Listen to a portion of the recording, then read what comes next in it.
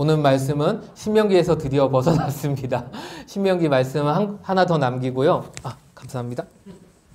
신명기 말씀 하나 남기고 그 전에 목사님이랑 제 논문 얘기를 하다가 제 논문을 미래에 어떻게 전도를 할 것인가, 어떻게 선교 사역을 할 것인가에 대해서 논문을 썼는데 거기에서 저는 그 주제로 디지털화되는 세계에서 우리가 디지털로 전도를 해야겠다라는 주제를 가지고 어떻게 접근해 나갈 것인가에 대해서 썼었습니다. 그런 얘기를 하다가 목사님께서 요새 많은 이슈가 되고 있죠. 근 한 달간 가장 큰 이슈가 되고 있는 것 같습니다. 챗 GTP라는 것을 인공지능 AI죠. 이것이 나오게 되고 한 달 동안 온 세계가 들끓고 있는데 이 들끓고 있는 가운데서 우리가 어떻게 미래를 바라봐야 될 것인가. 어떤 사람은 이 인공지능 AI가 나중에 적그리스도가 되어서 우리를 주관하고 우리의 삶을 행동 반경을 가리우고 그 다음에 가둬놓고 우리를 하나님 섬기게 하지 못하는 그 때까지 오지 않을까라고 예견하는 사람들도 있습니다. 그러나 우리가 그런 미래를 어떻게 볼 것인가에 대해서 그런 막연한 두려움이 아닌 신앙적인 입장으로 한번 바라보고자 합니다. 챗 GTP 사용해 보신 분 계신가요? 혹시 챗 GTP? 한서 사용해봤어. 언제 사용해봤어요? 친구 거 뺏어서. 구글 아이디가 없어요? 구글 아이디 있으면 바로 할 수 있는데. 언제 해봤어? 언제? 학교에서 무슨 질문을 해봤어요? 공룡이 왜 멸종하였는가? 이 챗 GTP라는 친구가 참 신기한 친구입니다. 이게 인공지능 이름입니다. 인공지능 이름이고 오픈 AI라는 회사에서 만들어서 발표했습니다. 오픈 AI라는 회사에서 만들었는데 그동안 채팅으로 인공지능과 채팅하는 여러 가지 어플과 인공지능들이 있었습니다. 그러나 이 챗 GTP가 지금 작년 12월 30, 우리나라로 12월 1일, 미국 날짜로는 11월 30일 날 처음 발표되고 상용화가 시작됐는데 전 세계 이슈를 끌게 된 이유는 이 챗 GTP가 굉장한 성능을 가지고 있는 친구라서 그렇습니다. 지금 챗 GTP 1부터 2, 3, 3.5 그리고 4까지 나왔는데요. 이 4까지 나오게 됨으로 인해서 많은 사람들이 이 4가 나오고 이 4가 상용화되기 시작함으로 인해서 이제는 제4차 산업세대가 급속히 다가올 것이다 라고 많은 학자들이 이야기하고 있습니다. 그만큼 이 친구가 대단한 친구입니다. 처음 보죠. 요새 뉴스도 잘 안 보시는 것 같아요. 뉴스에서도 엄청 많이 나오고 이 친구가 계속 설명할 텐데 이 친구가 시험도 볼 줄 압니다. 2023년 수능을 봤습니다. 이 친구가. 회사 일도 지금 대신해 주려고 노력하고 있습니다. 지금 MS 최고 경영자가 지금 챗 GTP4가 나왔는데 이걸 조금 더 발전해서 비즈니스 챗을 발표하기 준비하고 있답니다. 그거는 말이나 언어로 글자로 컴퓨터한테 챗 GTP한테 명령을 하게 되면 그 친구가 우리의 스케줄을 다 짜주고 할 일을 다 짜주고 우리 초대장을 만들어주고 PPT도 만들어주고 아주 좋을 것 같아요. PPT 좀 빨리 만들어줬으면 좋겠어요. PPT도 만들어주고 파티도 하고 파티할 때 쓰이는 우리 소개사, 주례사라든지 그런 모든 것들을 다 할 수 있게 한다고 합니다. 이따가 동영상 하나 보실 건데요. 그걸 한번 보시면서 기술의 발전이 얼만큼 이루어지고 있는지 그 최첨단의 현실입니다. 우리가 이 트렌드를 따라가지 못하면 다른 사람과 소통할 수 없습니다. 우리가 소통하기 위해서 또한 더 나아가 우리가 그리스도인으로서 예수님께서 주신 마지막 지상 명령이 있습니다. 가서 제자 삼으라. 그리고 가르쳐 지키게 하라.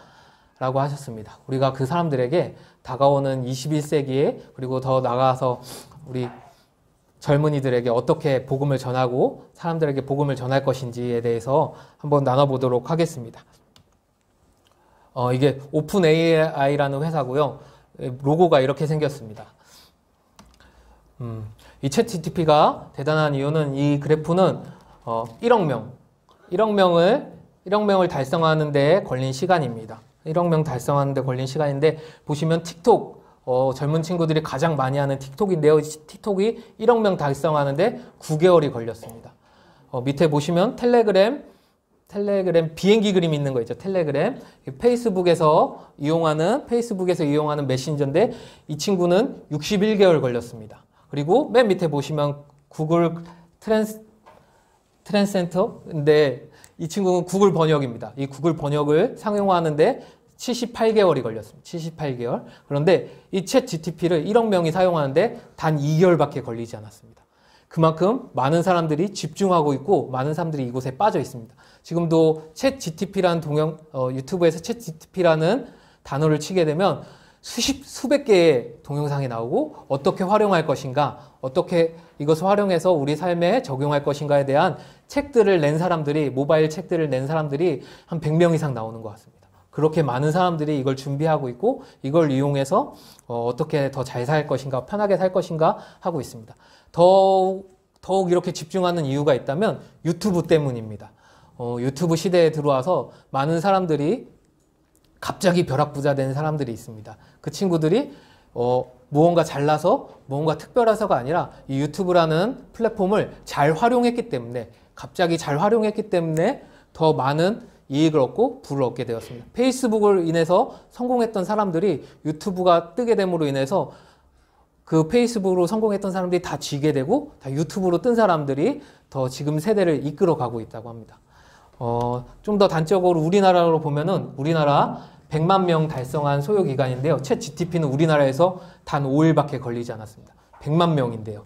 100만 명인데 5일밖에 걸리지 않았고 인스타그램은 우리나라에서 2.5개월 걸렸습니다. 우리나라 사람들이 제일 많이 가입한 인터넷 SNS는 밴드입니다. 밴드지만 가장 많이 활용하는 인터넷 SNS는 사회관계망 서비스는 인스타그램입니다. 인스타그램을 2.5개월 걸렸는데 챗 GTP는 단 5일밖에 걸리지 않았습니다.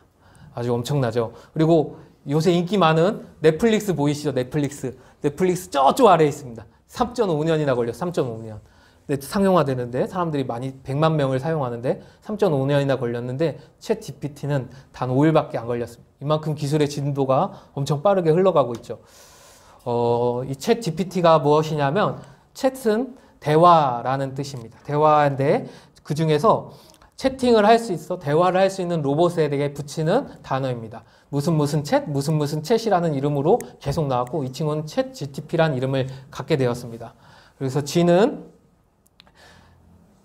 제너레티브인데 생성한다는 뜻입니다. 생성하다는 뜻이고 프리트레인은 사전 훈련된 이라는 의미를 가지고 있습니다. 그리고 트랜스포머는 변환기라는 의미를 가지고 있습니다. 그래서 합치면 어떤 의미냐면 사전 훈련된 생성 변환기입니다. 말을 이미 사전 훈련하여서 말을 생성하고 변환시켜서 우리에게 주는 것입니다. 팝하고 혹시 아시나요? 네이버에서 열심히 만들어준 우리나라 말을 영어로 바꿔주고 혹은 중국어로 바꿔주는 번역 앱입니다. 이 번역 앱보다 이 챗 GTP가 단 6개월 만에 그 번역 앱을 이겼습니다. 훨씬 더 완벽한 번역으로 영어에 가깝게 해줍니다. 저도 챗 GTP를 12월 10일 날 처음 만나게 됐습니다. 설교에 목사님이 말씀하시더라고요. 챗 GTP라는 녀석이 나왔는데 앞으로 목사들이 설 자리가 없다.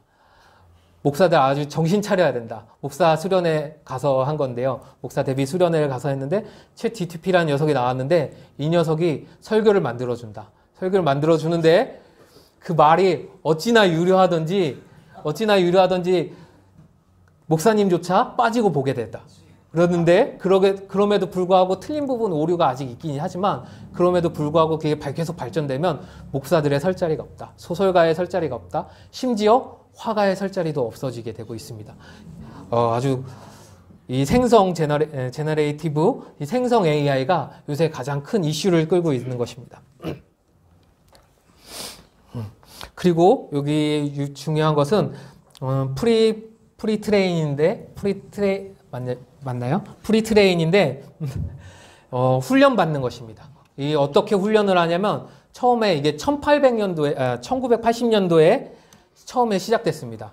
그래서 컴퓨터한테 자, 이게 고양이고 이게 개야 하고 알려줬습니다. 알려주는데 고양이 사진 100장, 개 사진 100장을 보여주고 계속 알려줬습니다. 하지만 컴퓨터가 절대 이게 어떤 게 고양이고 어떤 게 개인지 끝까지 구별을 하지 못했다고 합니다. 100번, 100번, 100번 계속 했는데도 불구하고. 그런데 2010년도에 다시 그때 포기했다가 2010년도에 다시 학습을 하기 시작했습니다. 그때 데이터 저장소가 많이 늘어나면서 얼마인가요? 만씩 엄청 늘어나고 있죠. 10만 장, 100만 장의 사진을 띄워주면서 계속 학습을 시켰습니다. 컴퓨터한테. 그랬더니 이제 이 컴퓨터가 개랑 고양이가 모습이 달라도 분간하기 시작했습니다. 이때부터 시작된 게 자율주행 차량입니다. 자율주행 차량의 컴퓨터가 사람을 인식하고 사람을 피해가기 위해서, 다른 차량을 피해가기 위해서 이 기술을 받아들이고 발전하기 시작한 것입니다. 그래서 7년 동안 아주 열심히 발전됐습니다. 그리고 10년간 2020년까지 발전됐는데 그 중에 2017년에 새로운 이론이 등장했습니다. 구글에서 일하고 있는 과학자 바스 반이라는 사람이 트랜스포머라는, 아까 맨 마지막에 읽었죠. 트랜스포머라는 새로운 알고리즘을 제안해서 이전에는 10만 100만이었는데 이제는 1억 조개의 사진들을 통해서 계속 컴퓨터를 계속 발전시키고 훈련시켰습니다. 그랬더니 이 친구가 어떻게 변하냐면 새로운 말을 생성하기 시작했다는 것입니다. 무섭죠? 기술의 발전이 굉장히 무서워지고 있습니다. 근데 재밌는 것은 구글에서 처음에 발표했는데 구글은 이 기술을 사용하지 않았습니다. 왜냐하면 구글에서 이 기술을 사용하게 되면 검색을 했을 때 한 가지 질문에 대한 한 가지 대답밖에 나올 수 없습니다. 그런데 구글은 한 가지 질문을 구글 검색창에 한 가지 질문을 하게 되면 여러 가지 검색 내용이 바르르 많이 뜨잖아요. 그리고 첫 번째 뜨는 사람들한테는 좀 더 많이 받고 첫 번째 칸에 띄워주기도 하고 그렇게 하면서 구글의 전체 매출의 80%가 그런 광고 수입을 차지한답니다. 그런데 이 기술을 적용하면 광고를 하나도 걸 수 없는 것입니다. 이 챗 GPT도 광고를 하나도 하지 않아요. 광고를 하나도 하지 않고 사람들한테 이 기술을 사용하려면 너네가 돈 내고 사용해라. 한 달에 $20야. $20 내고 하면은 우리나라 돈은 26,000원 정도 됩니다. $20 내고 서라고 하고 있습니다, 지금. 그렇게 해서 돈을 벌겠다는 건데요. 구글은 그래서 이 기술을 사장시켰어요. 그래서 3년 동안 사장된 기술이 오픈AI라는 회사가 이 기술을 가지고 챗 GPT라는 기술을 만들게 됩니다. 그래서 나왔는데 전문가들이 이걸 봤더니 특히 카이스트의 인공지능을 감당하는 김대식 교수라는 사람이 있습니다. 이 김대식 교수가 언어 지도라는 표현을 썼습니다. 이 언어 지도가 우리가 내비게이션을 A라는 곳에서 B라는 방향을 내비게이션을 찾으면 여러 가지의 길들을 알려주는데 이 챗 GPT는 거기로 가는 단 하나의 길을 알려주는 것입니다. 그 길을 언어로 표현해갖고 우리에게 알려준다고 하는 것이죠. 이 친구가 주로 하는 일은 대화하는 일입니다. 챗 GPT는 문장을 통해서 질문을 하면 그 질문에 답을 해주는데 그냥 답을 해주는 것이 아니라 우리 평소에 우리가 쓰는 말을 자연어라고 하는데요. 일반 사람들이 사용하는 언어를 자연어라고 하는데 기계어가 아닌 자연어로 우리가 평소에 쓰는 말처럼 대답을 해줍니다. 이따가 시연 영상을 하나 보실 건데 어떻게 대답하는지 한번 보시면 굉장히 재밌습니다. 제가 이 친구한테 여기서 동영상을 삽입해야 되는데 시간이 없어서 삽입을 못했는데 시를 하나 써보라고 했습니다. 인내, 사랑, 믿음, 그리고 구원에 대한 성경적인 시를 하나 써봐라 했더니 이 친구가 10초도 안 돼서 시를 쫙 냅니다. 그러면은 시 잘 쓰네? 시가 좀 매끄럽지 않은 부분이 종종 있는데 그래도 시 꽤 괜찮네? 라는 생각이 들 정도로 쓰는 겁니다. 그래서 그러면 노래를 써봐라 라고 했습니다. 노래를 써봐라 했더니 이 친구가 노래를 쓰는데 처음에 1절 쓰고 코러스 쓰고 2절 쓰고 코러스 쓰고 브릿지 넣고 마지막에 코러스하고 아우터까지 우리가 지금 유행하는 음악의 그 최첨단을 그대로 따랐습니다. 근데 가사도 나쁘지가 않아요. 가사도 이거 곡만 붙이면 어느 정도 쓸 수 있을 것 같아. 곡만 붙여도 나보다 훨씬 잘 쓰는 것 같아. 이런 세대까지 온 것 같습니다. 이렇게 대화를 해주는 대화형 인공지능입니다. 지금은 우리가 있지만 우리 희성이나 희연이나 예별이 예희 세대가 이 친구들 많이 쓰게 될 겁니다. 그리고 예나가 대학교 가면 100% 쓰게 될 겁니다. 대학에서 레포트를 제출해야 되는데 한 학생이 이 챗 GPT가 나오고 나서 관련 레포트를 써야 되는데 레포트에 관한 주제를 5가지 이렇게 요약을 해놓고 이런 주제가 나오게 레포트를 써줘 했더니 40장가량의 레포트를 써줘 했더니 이 친구가 레포트를 딱 써줬습니다. 그래서 그거를 이상한 언어적으로 좀 불분명한 부분을 고쳐서 제출했습니다. 제출했더니 몇 점을 받았게요? 네, A+를 받았습니다. 그 친구가 그걸 말하지 않았다면 평생 그렇게 A+ 받았어요. 그래서 지금 미국 대학은 챗 GPT를 활용한 논문은 절대 받지 않겠다고 했습니다. 네이처지 그런 데서 챗 GPT를 활용한 논문 받지 않겠다라고 했고요. 그리고 많은 대학들이 챗 GPT를 사용했다면 사용한 부분을 반드시 표기해야지 점수를 주겠다. 학교들, 고등학교, 중학교도 다 그렇게 돼가고 있다고 합니다. 지금 많은 주에서 이런 법령을 발의하려고 준비 중입니다. 이 친구가 또 15초의 빠른 시간이라고 했는데요. 챗 GPT 3.5까지가 우리가 돈을 내지 않고 하루에 20번의 문제를 낼 수 있습니다. 이 친구한테 20번의 대화를 할 수 있는데 그 대화의 내용에 답이 나오는 순간까지 15초밖에 걸리지 않습니다. 제일 느린 시간이 15초. 제일 느린 시간이 15초밖에 걸리지 않았습니다. 그리고 이 친구가 더 신기하게 창작까지 한다는 것이죠. 중심 주제를 3가지로, 그리고 또 더 나아가서 한 논문을 가지고 와서 이 친구한테 던져주고 이 중심 주제를 3가지로 요약해줘 했더니 이 친구가 3가지로 쫙 요약을 해줍니다. 맞았는지 틀린지는 알 수 없어요. 아직까지. 이 친구가 아직 그 정도로 확실하진 않은데 4.0에서는 이 부분이 굉장히 높이 퀄리티가 올라갔다고 하고 있는데 아직은 돈을 내야지 사용할 수 있기 때문에 사용해보지 않았습니다. 그렇게 많은 사람들이 이제 챗 GPT를 어떻게 삶에 활용할 것인가에 대해서 고민하고 사용하기 시작했다고 하고 있습니다. 이 친구가 이렇게 말하면 오래된 것 같은데 나온 지 이제 4개월에서 5개월째 돼가고 있는 중입니다. 5개월째 돼가고 있는 중에 챗 GTP 1, 2, 3, 3.5, 4까지 나왔습니다. 곧 5나 6까지 나오겠죠. 그 시간이 얼만큼 단축될지가 우리 미래가 얼만큼 빨리 우리에게 다가올지가 될 것 같습니다. 들어보셨죠? 3차 산업혁명의 가장 큰 발전은 대량 생산이었습니다. 대량 생산을 통해서 많은 발전이 일어났죠. 근데 이 대량 생산이 물건에 한해 그쳤습니다. 물건 안에 그쳤는데 이제는 이 대량 생산이 지적인 부분까지 밀고 들어오게 됩니다. 그동안 화이트 칼라들 너무 쉬웠어요. 화이트 칼라들 많이 쉬웠는데 이제 화이트 칼라도 블루 칼라처럼 한참 긴장해야 될 때가 돌아왔습니다. 이 친구들 어떻게 사용할지 문제가 많은데요. 이것으로 인해서 많은 사람들이 걱정하고 있습니다. 4차 산업혁명으로 인한 일자리가 상실될 것이고 저 같은 목사라든지 이런 직접인 직업을 하는 사람들에 대한 위치가 흔들리게 될 것이라고 하고 있습니다. 그리고 챗 GPT로 인해서 산업혁명이 계속적으로 가속될 것이라고 사람들이 바라보고 있습니다. 자, 이 그림을 한번 보시겠습니까? 어떠세요? 미래지향적인 그림입니다.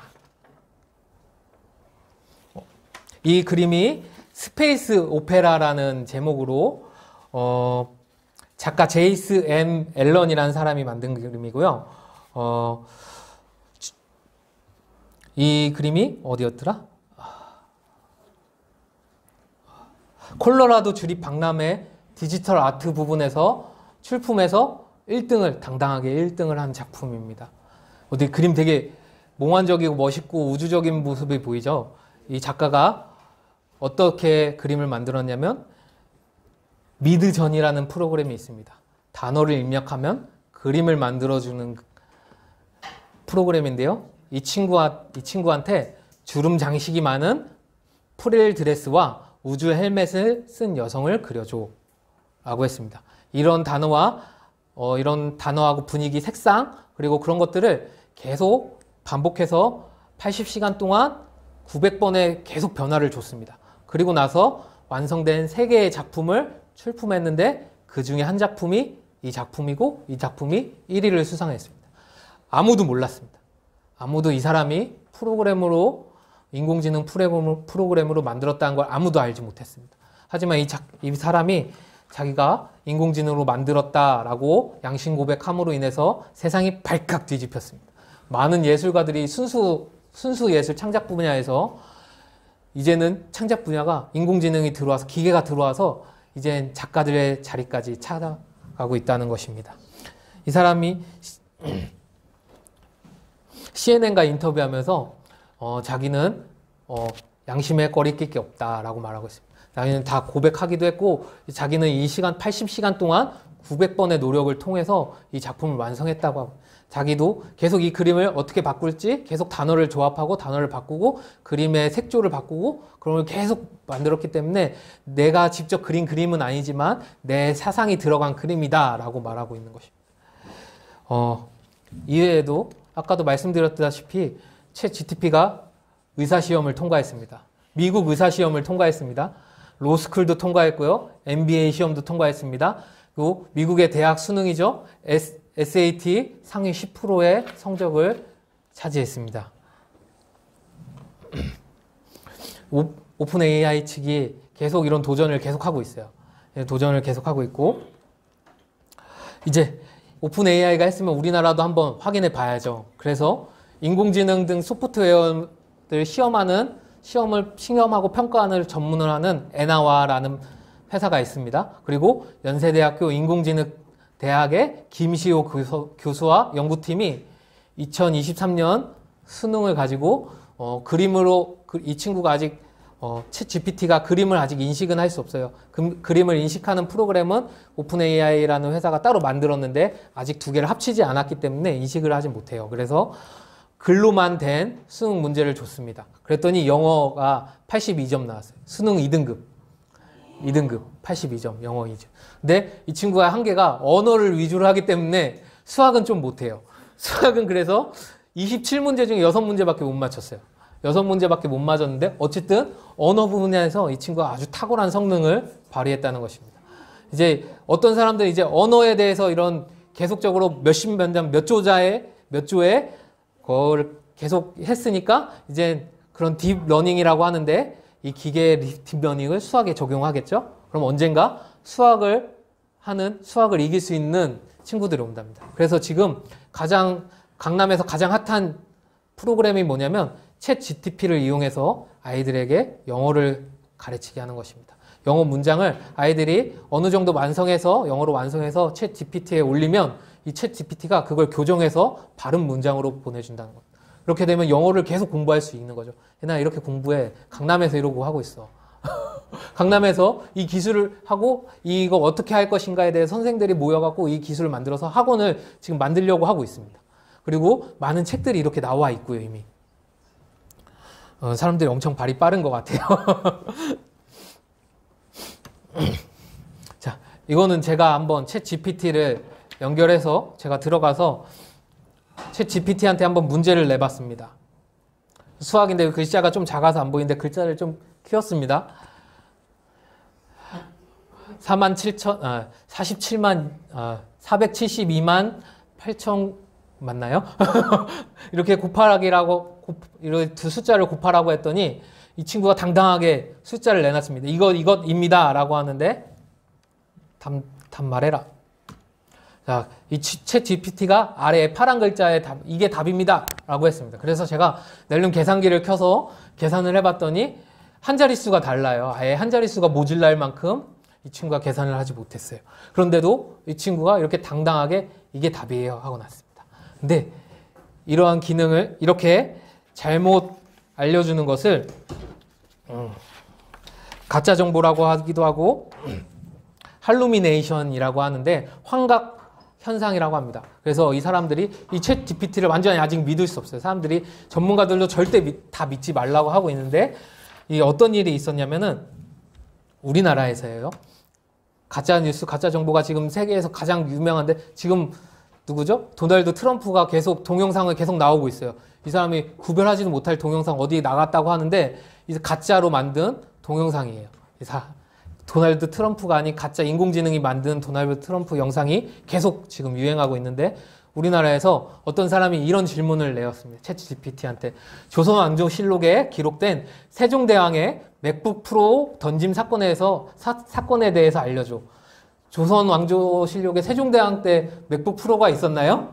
맥북 프로가 없었죠. 그런데 당당하게 맥북 프로 던짐 사건에 대해서 얘기해봐! 라고 했더니 이 친구가 세종대왕의 맥북 프로 던짐 사건은 역사적인 조선왕조실록에 기록된 일화로 15세기 조선시대 세종대왕이 새로 개발한 훈민정음의 초고를 작성하던 중 문서 작성 중단에 대해 담당자에게 분노하여 맥북 프로와 함께 그를 방으로 던진 사건입니다. 라고 하고 웃기죠. 계속적으로 나옵니다. 세종대왕은 훈민정음을 개발하기 위해 열심히 노력하던 중 한글 문자를 이해하지 못하는 당시의 관료들이 문서 작성을 돕기 위해 임명한 기획관 중 한 명인 이름까지 나와요. 최환에게 작성 중단 사실에 듣게 되었습니다. 세종대왕은 이에 분노하여 최환을 부르고 맥북 프로를 함께 들고 그를 방으로 불러들여서 화를 내었다고 합니다. 이후 세종대왕은 훈민정음의 초고 작성을 다른 담당자에게 넘겨주게 되었고 이 사건은 조선 왕조시대 통치자로서 세종대왕이 어떻게 민족문화를 발전시키기 위해 노력했는지를 보여주는 일화로 유명합니다. 또한 세종대왕의 열정과 업무 처리에 대한 철저한 태도를 보여주는 사례로도 언급되고 있습니다. 언급되고 있나요? 우리 이런 거 배운 적 있어요? 없죠. 없는데 불구하고 진짜인 것처럼 딱 보고 진짜 맥북 프로라는 것에 대해서 알지 못하는 사람들이 이 문장을 본다면 외국인이 만약에 맥북 프로에 대해서 모르고 이 문장을 보게 된다면 어떻게 될까요? 믿죠. 근데 이 믿는 믿음이 성경에도 포함되는 것입니다. 성경에 대한 진리에 대해서 우리가 잘못된 질문하게 되면 이 친구가 이 데이터베이스에 있는 걸로 자기 마음대로 자기가 학습한 대로 글자를 생성해서 이런 문장을 만든다는 것입니다. 무섭죠? 이것을 할루시네이션 현상이라고 합니다. 환각 현상이라고도 하고요. 환상을 줘서 사람들이 믿게 하는 것이라고 합니다. 이런 것에 대해서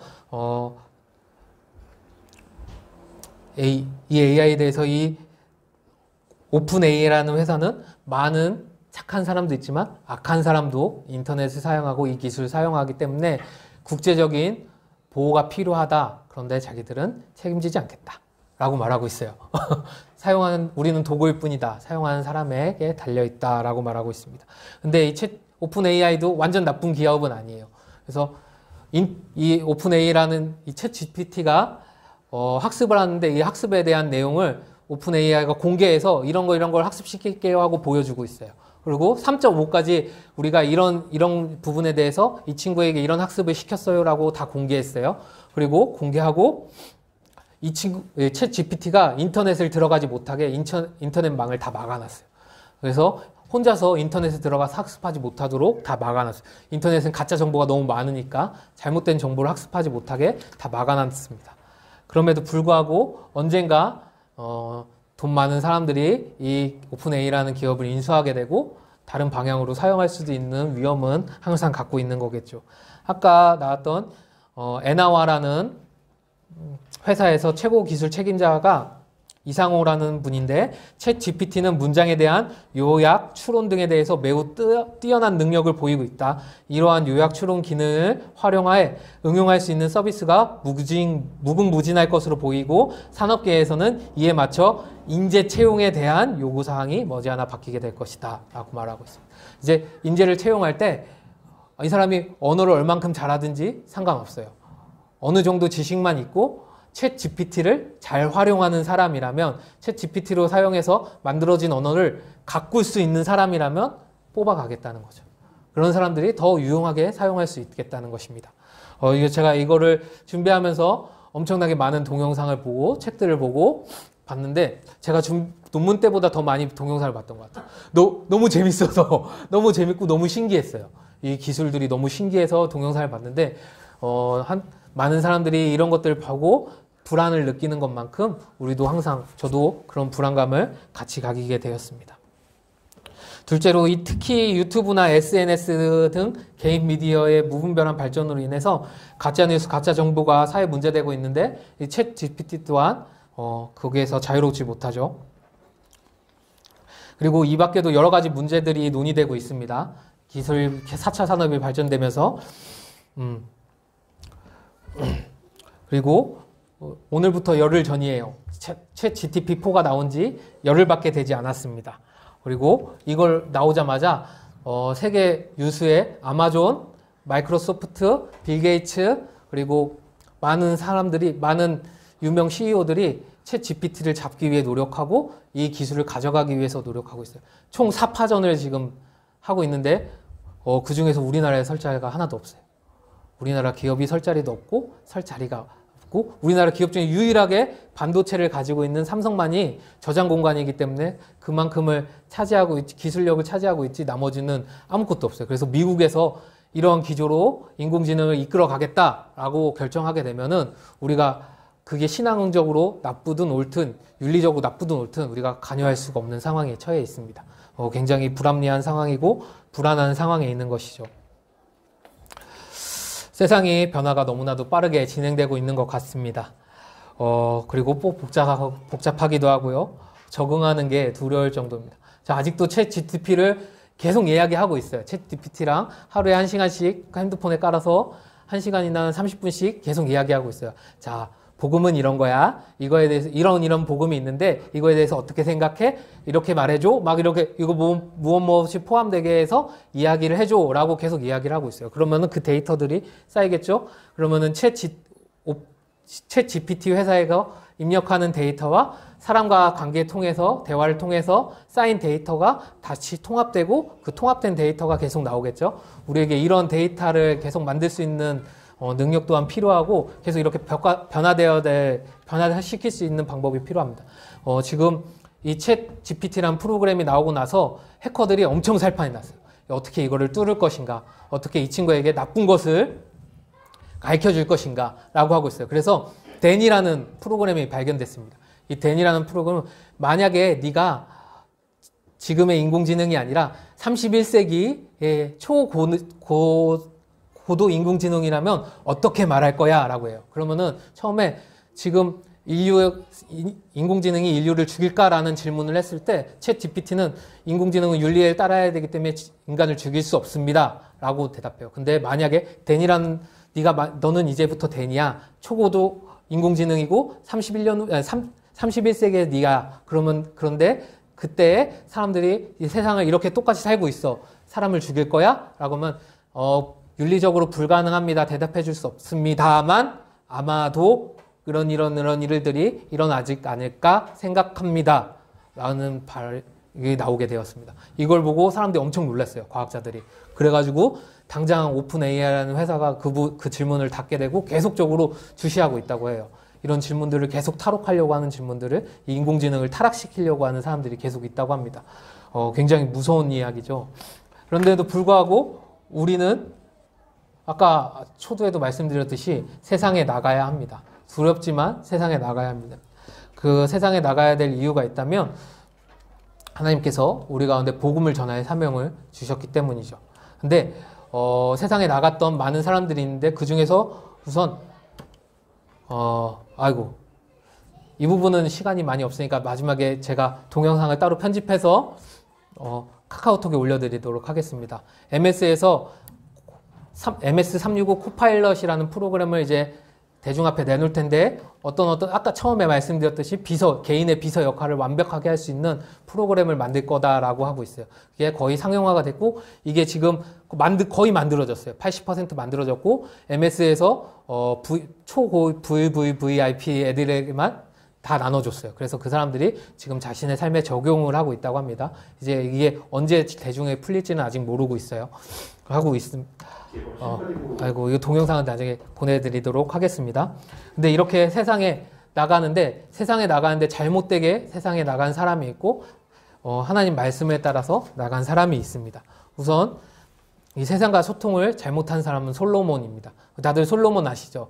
우리 솔로몬 설교 시간에도 많이 말하는 이 솔로몬인데 이 솔로몬은 하나님께 지혜를 받았습니다. 그럼에도 불구하고 그 지혜를 활용해서 세상 사람들에게 복음을 전한 것이 아니라 하나님을 전한 것이 아니라 세속과 동화되었어요. 자, 왕상 11장 1절입니다. 솔로몬 왕이 바로의 딸 외에 이방의 많은 여인을 사랑하였으니 곧 모압과 암몬과 에돔과 시돈과 헷 여인이라. 제가 어렸을 때 왕상 이 본문을 보고 나서 이 사람 참 바람둥이다 라는 생각을 했어요. 그리고 나서 다시 성경에 대해서 배우면서 아, 솔로몬이 정말 지혜로운 사람이었구나. 솔로몬 치세가 이스라엘 역사상 가장 많은 땅을 차지하고 가장 안정적이고 가장 많은 돈을 벌었고 가장 군사적으로 부흥했던 시대라고 합니다. 이스라엘의 가장 꽃이 피었던 시대라고 하는데, 그렇게 하기 위해서 솔로몬이 이스라엘 주변에 있는 모든 왕들의 땅과 결혼해서 정치적 동맹을 맺고 이스라엘 안정을 계속적으로 도모한 것입니다. 국제적인 외교 관계 속에서 솔로몬은 얼마나 왕으로서 큰 역량을 가졌는지 보여준 본문이에요, 사실은. 근데 이 솔로몬이 이렇게까지만 하고 말았으면 좋았을 뻔했지만, 이렇게 하고 나서 그 사람들을 하나님 믿게, 하나님 예배하게 했으면 좋았겠지만, 솔로몬이 이렇게 합니다. 이는 시돈 사람의 여신 아스다롯을 따르고 암몬 사람의 가증한 밀곰을 따름이라. 솔로몬이 야훼의 눈앞에서 악을 행하여 그의 아버지 다윗이 야훼를 온전히 따른과 같이 따르지 아니하고 모압의 가증한 그모스를 위하여 예루살렘 앞 산당을 지었고 또 암몬 자손의 가증한 몰록을 위하여 그와 같이 하였으며 그가 또 그의 이방 여인들을 위하여 다 그와 같이 한지라. 그들이 자기들의 신들에게 분향하며 제사하였더니 솔로몬이 마음을 돌려 이스라엘의 하나님 야훼를 떠남으로 야훼께서 그에게 진노하사 야훼께서 일찍이 2번이나 그에게 나타나셨고 그 일에 대하여 명령하사 다른 신을 따르지 말라 하였으나 그가 야훼의 명령을 지키지 않았으므로. 네. 솔로몬은 하나님이 주신 지혜를 가지고 있었습니다. 하나님이 주신 지혜를 가지고 세상과 소통을 했어요. 세상과 소통을 하고 세상 많은 사람들에게 하나님을 알릴 수 있는 기회를 가진 사람이었습니다. 그럼에도 불구하고 솔로몬은 하나님을 떠나 그 이방신을 섬기고 세상에 세속화되는 모습을 보였습니다. 우리의 많은 기술들이 나왔어요. 지금 좀 전에 보여드렸던 챗 GTP뿐만 아니라 인터넷에 들어가면 아까 그림 보여드렸죠. 그림뿐만 아니라 동영상도 만들어주고요. 단어들만 해서 제 프레젠테이션이랑 제 사진을 몇 가지만 올리면은 제가 프레젠테이션 동영상에서 제가 그 프레젠테이션을 제 목소리 하나도 없이 설명하고 있습니다. 설명하는 동영상을 만들어줘요. 그것도 많은 시간은 들리지 않아요. 그런 것들이 계속적으로 만들어지고 있습니다. 우리가 점점 편하고 쉽게 살 수 있는 사상에 오고 있는데 우리는 그 사상에서 어떻게 살아야 될지 다시 한번 고민해야 될 것 같습니다. 솔로몬이 열왕기상 10장에 보면 솔로몬이 돈을 한 달 1년에 세금의 수익을 받습니다. 얼마를 받냐면 금으로 666달란트라고 합니다. 그런데 1달란트가 노동자의 17년 품삯입니다. 그러니까 솔로몬은 1년에 한 노동자가 13,022년을 일해야 벌 수 있는 돈을 가지고 있어요. 13,022년. 말이 안 나오죠. 13,022년을 그걸 획복하고 그걸 가지고 있고 그걸 사용했어요. 소를 1000마리 잡고 양을 1000마리 잡고 그렇게 사용을 했어요. 그런데 더 나아가서 봤더니 나중에 르호보암 시기에 봤더니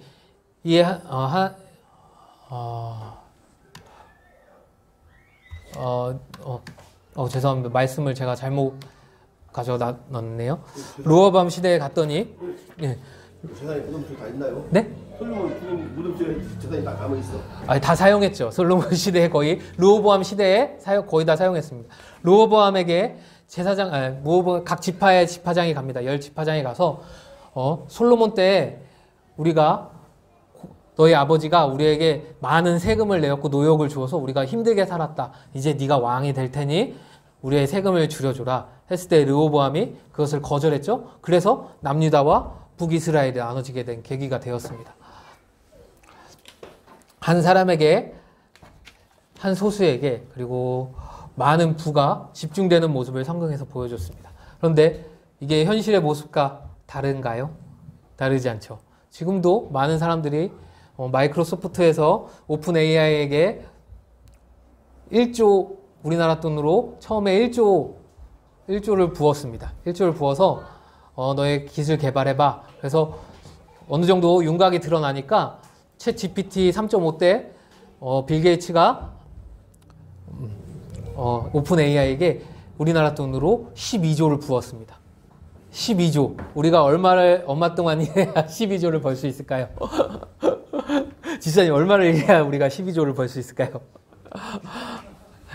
솔로몬 때와 다르지 않습니다. 세상과 동화된 그 시대와 우리 시대가 다르지 않습니다. 우리는 이 시대에서 이 시대를 살면서 이 시대를 정확하게 직시하고 어떻게 우리가 살아야지 그리스도인으로서 올바른 삶을 살 수 있는가 계속 고민해 봤으면 좋겠습니다.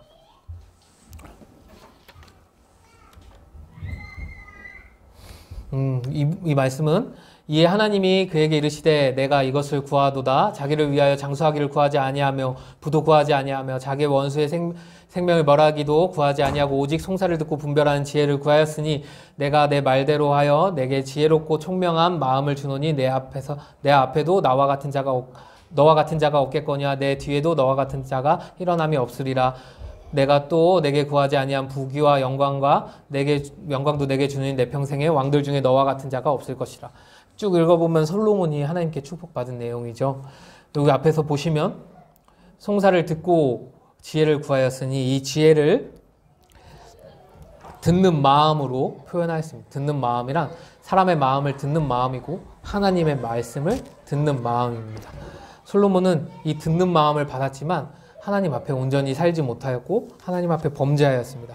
그래서 하나님께서 다윗에게 축복하신 이스라엘이라는 이 나라를 두 동강 내버리는 일을 하게 된 것입니다.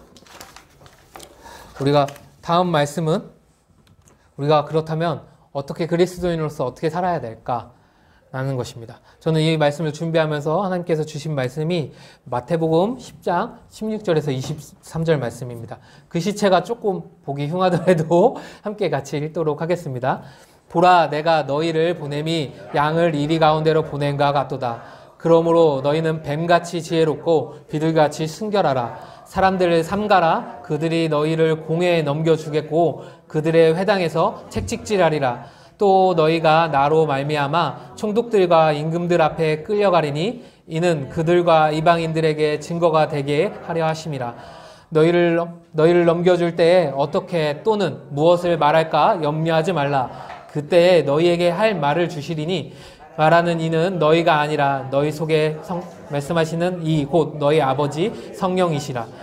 장차 형제가 형제를 아버지가 자식을 죽는 데에 내어주며 자식들이 부모를 대적하여 죽게 하리라. 또 너희가 내 이름으로 말미암아 모든 사람에게 미움을 받을 것이나 끝까지 견디는 자는 구원을 얻으리라. 이 동네에서 너희를 핍박하거든 저 동네로 피하라. 내가 진실로 너희에게 이르노니 이스라엘의 모든 동네를 다 다니지 못하여 인자가 오리라. 아멘. 하나님께서 12제자를 세우시고 12제자를 파송하면서 하신 말씀입니다. 이 말씀이 참 놀라운 것은 12제자에게 하신 말씀이 장차 초대교회에게 하신 말씀이 되었습니다. 삼가라. 그들이 너희를 공회에 넘겨주겠고 그들을 회당에서 책찍질하리라. 바울이 40에서 한 대 감한매를 3번이나 맞았습니다. 베드로는 예수님이 죽고 나서 얼마 안 돼서 예루살렘 교회를 세우고 복음을 전파하다가 예수님이 돌아가셨던 그 자리 공회에 다시 불려갔습니다. 사도들이 다 같이 불려가서 감옥에 갇혔습니다. 그리고 사도 바울은 유대 왕에게 예루살렘에 오게 갇혔을 때 유대 왕을 만나서 유대 왕에게 복음을 전했습니다. 이런 일들이 17절, 18절의 말씀이 그대로 이루어졌죠.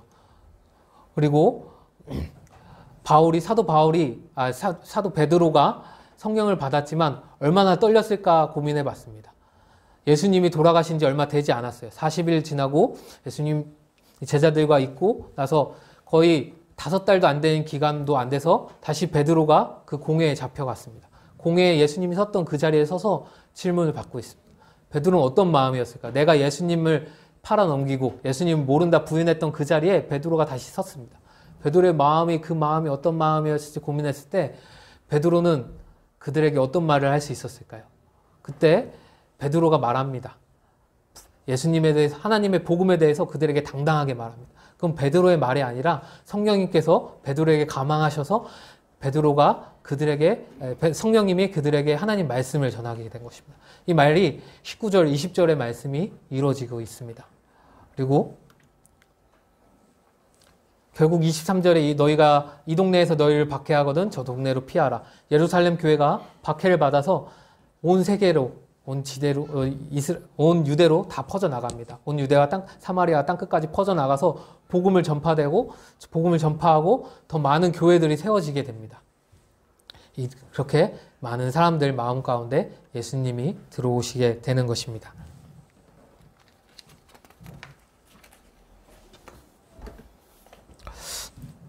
베드로가 어떻게 대답했는지 한번 보도록 하겠습니다. 사도행전 5장 29절에 32절입니다. 베드로와 사도들이 대답하여 이르되 사람보다 하나님께 순종하는 것이 마땅하니라. 너희가 나무에 달아 죽인 예수를 우리 조상의 하나님이 살리시고 이스라엘에게 회개함과 제사함을 주시려고 그를 오른손으로 높이사 임금과 구주로 삼으셨느니라. 우리는 이 일의 증인이요 하나님이 자기에게 순종하는 사람들에게 주신 성령도 그러하니라 하더라. 성령이 오셔서 예수님께서 말씀을 하셨습니다. 성령이 너희 가운데 오시면 성령이 예수님에 대한 증인 되게 하겠다고 하셨습니다. 사도 베드로가 지금 말하고 있습니다. 이 일에 우리가 증인이고 성령이 우리가 증인이 되게 해주셨다고 하고 있습니다. 예수님의 말씀들이 이렇게 이루어지고 있는 것입니다.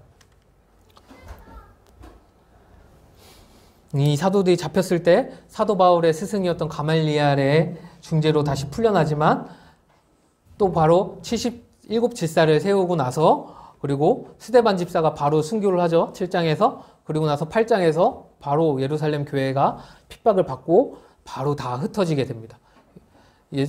예수님의 말씀 12사도를 부르시고 하셨던 말씀이 바로 다 사도행전에서 이루어지고 있는 것입니다.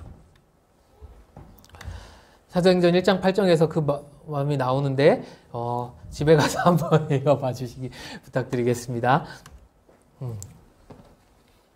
예수님께서는 사도들에게 아까 같은 말씀을 하시고 나서 이어서 마태복음 10장 26절에 33절의 말씀을 하십니다. 함께 읽도록 하겠습니다.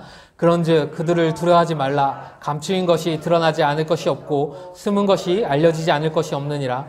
내가 너희에게 어두운 데서 이르는 것을 광명한 데서 말하며 너희가 귓속말로 듣는 것을 집 위에서 전파하라. 몸은 죽여도 영혼은 능히 죽이지 못하는 자들을 두려워하지 말고 오직 몸과 영혼을 능히 지옥에서 멸하실 수 있는 이를 두려워하라. 참새 2마리가 한 아시리온에 팔리지 않느냐. 그러나 너희 아버지께서 허락하지 아니하시면 그 하나도 땅에 떨어지지 아니하리라. 너희에게는 머리털까지 다 세신 바 되었으나니 두려워하지 말라. 너희는 많은 참새보다 귀하니라. 누구든지 사람 앞에서 나를 시인하면 나도 하늘에 계신 내 아버지 앞에서 그를 시인할 것이요 누구든지 사람 앞에서 나를 부인하면 나도 하늘에 계신 내 아버지 앞에서 그를 부인하리라. 아멘. 예수님께서 이 말씀을 주십니다. 이 말씀을 주시는 것에 우리에게 희망이 있습니다. 우리는 다가오는 세상의 변화에 두려워할 필요가 없습니다. 우리 가운데 알려주시는 성령이 계시기 때문입니다. 하나님께서는 그 모든 것에서 우리가 성령님 안에 임하고 우리가 하나님의 말씀을 순종하고 하나님의 말씀대로 살아갈 때 감추인 것을 드러나게 하실 것이고 숨긴 것이 알려지게 할 것입니다. 그리고 사람들이 이 시대에 따라가지 못하는 우리를 바보라고 놀릴 수 있습니다. 우리의 상황과 우리의 믿음을 지키는 것에 대해서 안 좋은 방향으로 바라볼 수 있습니다. 그럼에도 불구하고 우리가 그 사람들을 무시할 수 있는 것은 그들이 우리의 몸과 영혼을 온전히 죽일 수 없는 자들이기 때문입니다. 이러한 상황들이, 사회 상황들이 우리의 몸과 영혼을 온전히 죽일 수 없고 우리가 하나님께 의지한다면 우리가 하나님 안에서 우리가 회복될 수 있는 것입니다. 하나님께서는 이 참새보다 우리를 더 귀하게 여기신다고 말씀하고 계십니다. 하나님께서 우리가 하나님의 말씀을 따르고 하나님을 시인하고 살아갈 때 하나님께서 우리가 하나님 앞에 설 때 예수님께서 우리를 하나님 앞에서 우리를 시인하겠다고 말씀하고 계신 것입니다.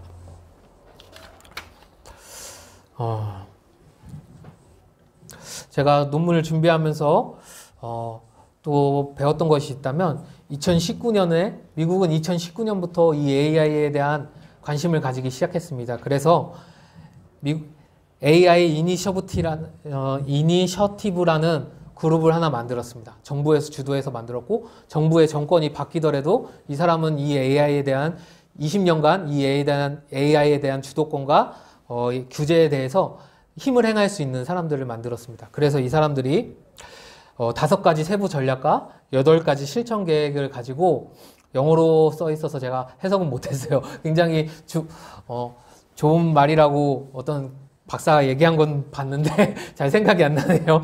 이 규제에 대해서 AI를 규제하고 AI가 나쁜 행동을 하지 못하도록 나쁘게 발전하지 않을 수 있도록 이 박사들은 강한 AI라고 말하고 있는데 나중에 사람을 해칠 수 있는 AI가 나올 수 있는데 이 강한 AI를 만들지 않기 위해서 더 노력해야 된다는 것을 주제로 하고 있습니다. 특히 우리 챗 GPT를 만든 오픈 AI도 처음에 이 강한 AI들이 나올 때 그 강한 AI들을 상대할 수 있는 AI를 만들겠다 해서 나온 게 챗 GPT였어요. 이렇게 이 시장 규제를 계속하고 있습니다. 그런데 우리나라는 2020년에나 AI에 대해서 규제하고 가이드를 잡기 시작했습니다. 그리고 1919년에는 방송통신위원회에서 이용자 중심의 정보사회를 위한 원칙이라는 말도 안 되는 걸 내보냈어요. 근데 학자들이 이거를 엄청나게 비판을 했어요. 이건 말이 안 된다. 이거는 AI를 사용하지 말라는 얘기다. 라고 비판해서 다 싸그리 없어졌어요. 그리고 2020년도에 과학기술정보통신부에서 사람이 중심되는 인공지능 윤리 기준을 만들겠다고 했어요. 근데 만들어지지 못했어요. 그리고 개인정보위원회에서 AI에 관련 개인정보 보호 6대 원칙을 만들겠다고 했지만 제대로 만들지 못했어요. 그런데 이거를 계속 만들겠다고 하지만 만들지 못하고 있는데 우리나라는 아직 이 AI, 이런 상실을 볼 때 이 AI에 대해서 방어해 줄 수 있는 방법이 없어요. 우리는 이 방어에 대해 줄 수 있는 방법이 없기 때문에 우리가 좀 더 지혜롭게 다가갔으면 좋겠습니다.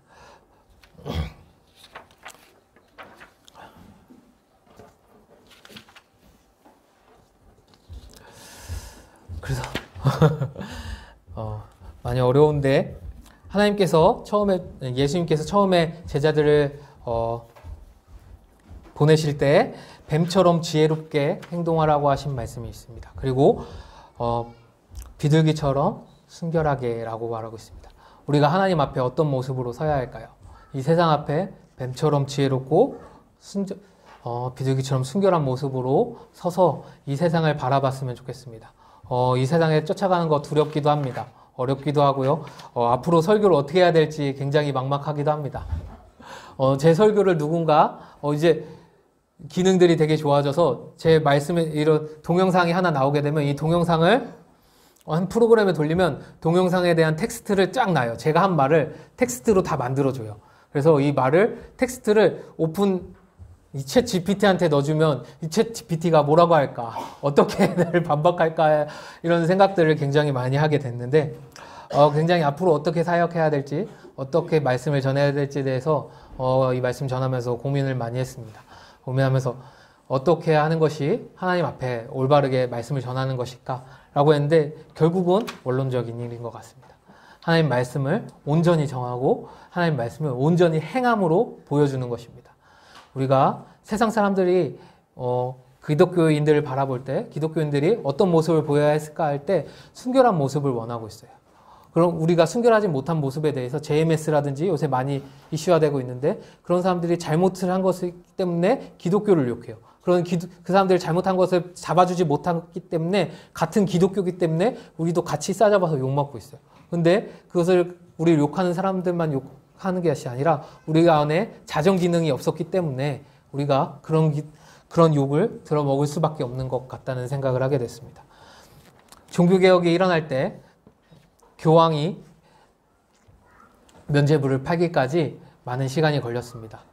그동안 많은 사람들이, 많은 끼어있던 지식인들이 그 면죄부를 팔지 못하게 해서 많은 노력을 했지만 그들의 힘으로 결국 할 수 없었어요. 그래서 독일에 있는 공작이 정치적인 이유로 루터를 도와주게 되고 루터가 그 힘을 빌어서 겨우겨우 이뤄낸 게 종교개혁이에요. 종교개혁을 되게 가치 있는 것처럼 말하고 있지만 사실 종교개혁은 기독교의 힘이 거의 들어가지 못했어요.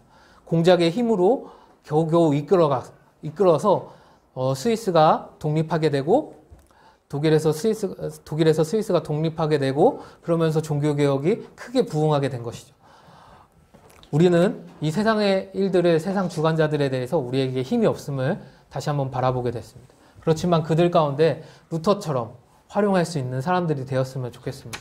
우리가 지혜롭고 순결하게 끊임없이 예수 그리스도의 복음을 어떻게 전할지 이 변화된 세상 가운데서 어떻게 알려주게 될지에 대해서 고민하고 나아갔으면 좋겠습니다. 이 설교를 준비할 때 강의가 되지 않을까 굉장히 많이 고민을 했었는데 결국 강의처럼 마무리하게 되는데요. 우리가 많이 두려워하지 않으셨으면 좋겠습니다. 두려워하지 말고 우리가 하던 대로 하나님 말씀대로 살아가기 위해 노력할 때 우리 하나님께서 우리를 써주실 줄 믿습니다.